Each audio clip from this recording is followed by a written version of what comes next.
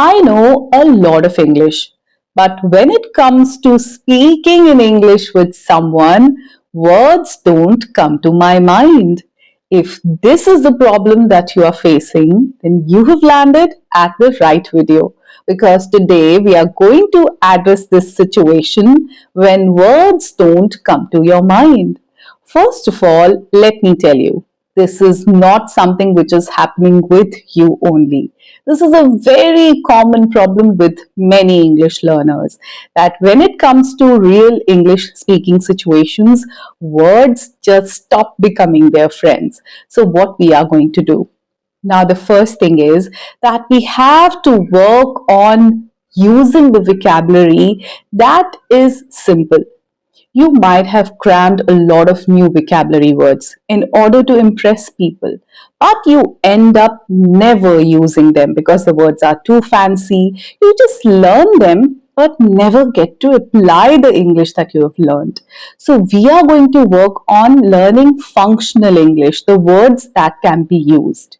The second thing that we are going to do here is that we are going to learn a lot of alternatives, the synonyms you can say of the words that we are going to use. Simple words with lot of alternatives so that we always have numerous words sitting on our tongue and in our mind.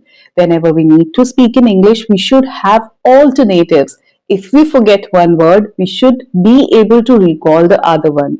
Let me give you some simple examples of simple words, how we can have the alternatives ready to speak. Let's take a simple word, happy. Happy can have numerous alternatives. We can use the word joyful, delightful, overjoyed, blissful, ecstatic, cheerful, euphoric, and glad. So, if we have these alternatives, we can easily talk about happiness whenever it is required. Let's take another word, attractive.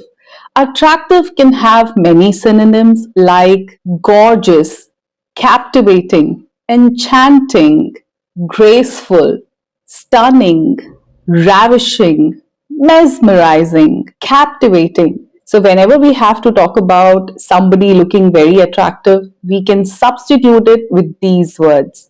Important is such a simple word, but we need to talk about important situations, important tasks many times. So, how we can substitute important with other words? We can say necessary, vital, essential, significant, crucial, relevant, indispensable, paramount. So, if we have to fill our mind with a lot of words, we can work on these synonyms. Another word can be affordable. Affordable can be talked about in many other ways, like accessible, inexpensive, budget friendly, moderate, moderately priced, you can say, within budget, pocket friendly, fair priced, economical, and cost effective. Such a simple emotion like sad can be talked about in many other ways: cheerless, mournful, gloomy, sorrowful, unhappy, grief stricken, pensive, dejected.